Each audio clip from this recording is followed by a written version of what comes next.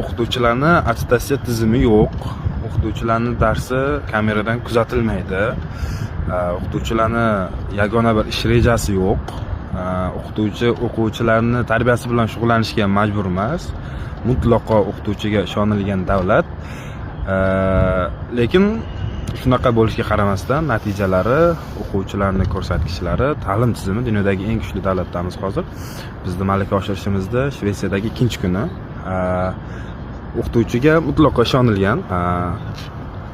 Bu Stokgolmning markaziy shahri, markaziy qismi.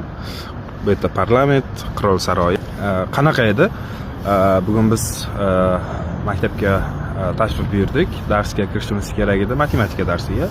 Lekin direktor matematika o'qituvchi xohlamadi. Shunga biz uni darsga kira olmaymiz, boshqa darsga kiramiz deydi. Shunaqa sistema o'qituvchiga mutlaqo erkinlik berilgan va o'qituvchiga mutlaqo ishonilgan va nazorat qilinmaydigan tizimda dunyoning eng zo'r o'quvchilari yetishib chiqadi. Qiziq.